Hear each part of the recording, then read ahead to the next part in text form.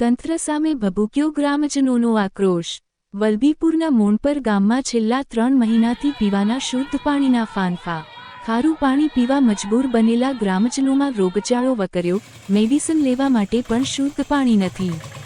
4500ની વસ્તી સામે પુરવઠો ઓછો, ઉકેલ નહીં આવે તો ગ્રામજનોએ આપી હિજરતની ચીમકી।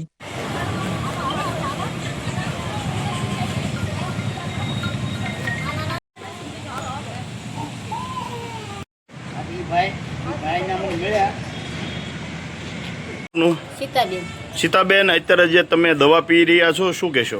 ત્યારે અમારા ગામમાં પાણી મીઠું નથી આવતું, ખારું પાણી આવે છે, ટીકડી પીવાનું પાણી નથી, ટીકડી અહીંયા આવીને પીવું છું। એટલે વલભીપુર તમે ઓફિસે રજૂઆત કરવા આવ્યા ત્યારે તમે ટીકડી પીવો છો અત્યારે?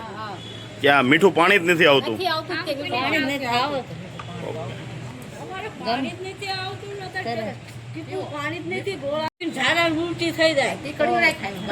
તડકો પાણી સારું નહીં તો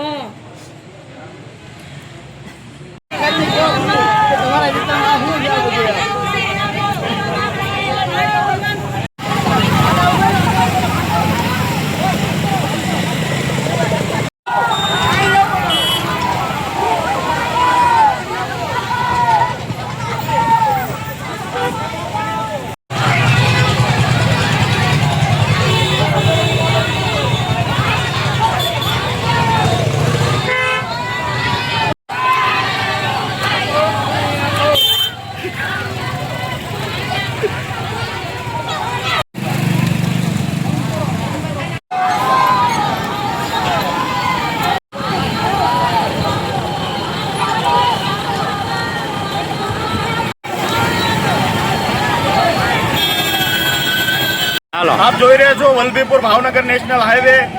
જે હાઈવે રોડ ઉપર મોણપર ગ્રામ પંચાયતના સરપંચ અને ગ્રામજનો દ્વારા પાણીનો જે કકળાટ છે, પાણી પીવાનું નથી મળતું। 3 મહિનાથી મહિલાઓ બીમાર છે, બાળકો બીમાર છે।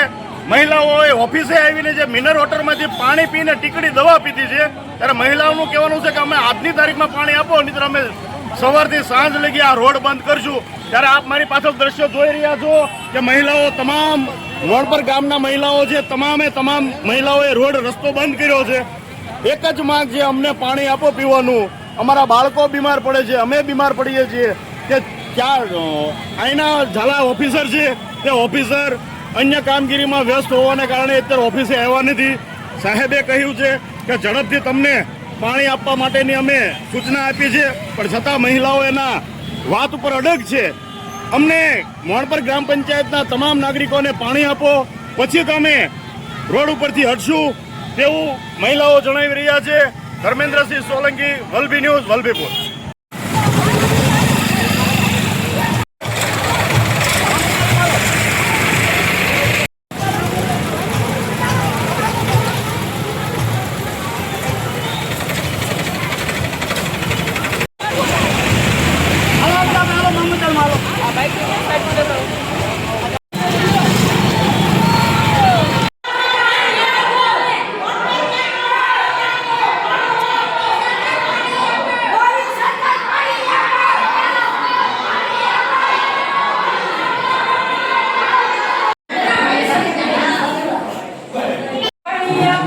अंदर नो હોય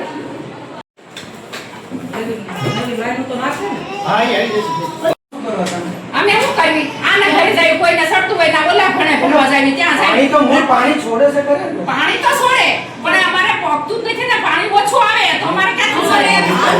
અમારું ગામ મોટું છે, ડબલ માણસ બેસી ખાઈને સ્યાલા જ દેવું પડે। એ પાણી છોડતા નથી, પૂરું છોડે બિચારા, પણ પાણી પોગે ક્યાંથી? ડબલ માણસ છે, જેને પેલા ઘર હોય એને સડી જાય, ના ભરવા જાય તો ડેલા કરી દીધા હોય ભાઈ, તો અમારે શું કરવાનું હોય? આના ઘરે નો હોય, બીજા ઘરે જાય ના પાડી દે। ના પાડી કરી દે। અમારા છોકરા બીમાર છે તો અમારે પાણી પીવું હોય તો ટીકડી પાઈ હોય તો પણ પાણી દેજો ને થોડુંક અમારા છોકરાને દવા ખાઈ। અમારા ઘરે પાણી જ નથી, અમારે નહીં ખાવતું। લો હું કેવું, ડેલા કરતે ભાઈ તો અમારે ક્યાં આવતું નો આવે?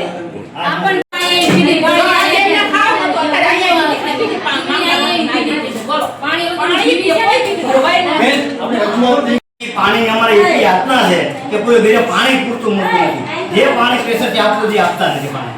અવારનવાર રજૂઆત, પાણી પૂરતા ખાતામાં અવારનવાર રજૂઆત કરવા છતાં એ લોકો અમારી ઉપર કોઈ ધ્યાન દેતા નથી।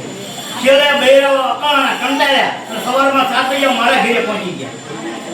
એટલે મેં કીધું હાલો હું હારે આવું બધાની અને આપણે ઓફિસે જઈએ રજૂઆત કરીએ. તમારો પ્રશ્ન હાથમાં છે પાણી નથી આવતું. ખરેખર પોઝિશન અમારી એવી છે. ગામની વસ્તી છે 4500 ની 7.5 ની વસ્તી છે. હવે અત્યારે હાલમાં પાણી આપે છે અને 3000 ની સંખ્યા પ્રમાણે પાણી આપે છે. એક માણસ દીઠ 70 લીટર એટલે 1 લાખ લીટર પાણી જોઈએ. હવે પાણી ખરેખર અત્યારે માણસ દીઠ 150 લીટર પાણી જોઈએ. હવે 100 લીટર આપે 50 લીટર પાણી ક્યાં લેવા દઉં?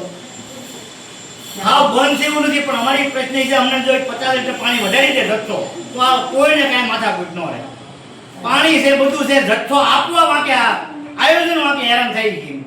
પાણી સ્ટોકમાં છે, બધું છે, અમારી પાસે સ્ટોક છે પાણી સંગ્રહ કરવાનો, પણ ઉપરથી આપે તો ને. કેટલું આપે છે? 1 લાખ લીટર પાણી આપે છે. કેટલી વસ્તુ? અમારી વસ્તી છે 4500 માણસની વસ્તી છે. બરાબર. અને એ લોકો એવું કહે છે કે 3000 ની વસ્તી પ્રમાણે 2011 ની જનસંખ્યા 3000 ની છે એટલે એક માણસ દીઠ 70 લીટર પાણી તમને આપશું. અત્યારે ખરેખર કેટલી વસ્તુ? અત્યારે 4500 ની વસ્તી છે, 4000 ઉપર. કેટલું બેટર મળે? માનો 1 લાખ લીટર આવે છે, 50,000 લીટર આવે ને અમને એટલે પાણી અમારો પ્રશ્ન હલ પાણી કરે. એટલે પાણી એકદમ નથી આપતા એવું નથી. ના નથી આપતા એવું નહીં. જથ્થો જે આપનો મળવાની સંખ્યા પ્રમાણે એ જથ્થો નથી. રજૂઆત હું આગળ મોકલી દઈશ. હાજી હાજી. Okay thank you.